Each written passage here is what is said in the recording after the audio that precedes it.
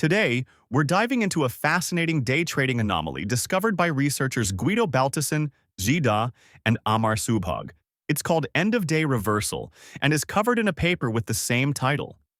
If you've ever noticed how some of the biggest losers during the day suddenly bounce back in the last 30 minutes of trading, you're not imagining things.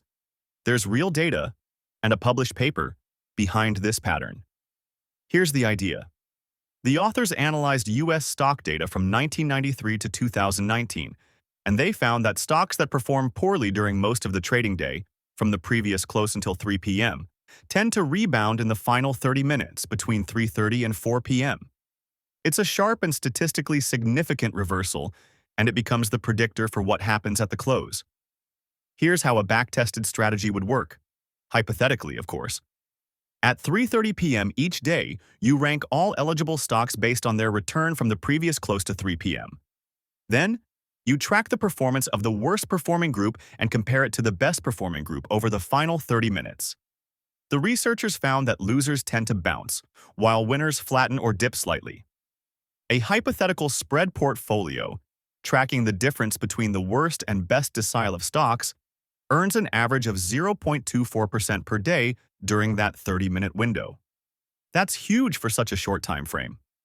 Over time, the compounding adds up, with the low-performing decile alone producing much higher cumulative returns than the overall market in that short window.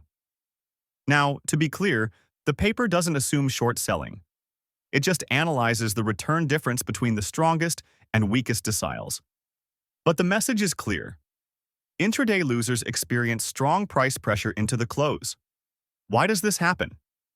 The researchers propose two main reasons. First, retail traders. They're more likely to buy stocks that are down big during the day, because those show up on media lists or mobile apps as the day's biggest losers. It's classic attention-driven buying and buy the dip. Second, short sellers. Professional traders often cover their short positions before the close to avoid overnight risk. That buying activity lifts prices, especially in volatile intraday losers. Third, short sellers tend to shy shorting into the close to avoid overnight risk. So you've got retail dip buyers and cautious short sellers both pushing prices higher at the same time. Now, before you start building your own end-of-day bot, there are some caveats. Transaction costs eat into returns, sometimes as much as 40% of the gains. The strategy works best on small and mid-cap stocks, which aren't always the most liquid. And of course, the effect has weakened a bit since 2010, possibly because of more competition and high-frequency trading. Still, the pattern is statistically robust. If you liked this breakdown, hit the like button and consider subscribing for more data-driven trading insights.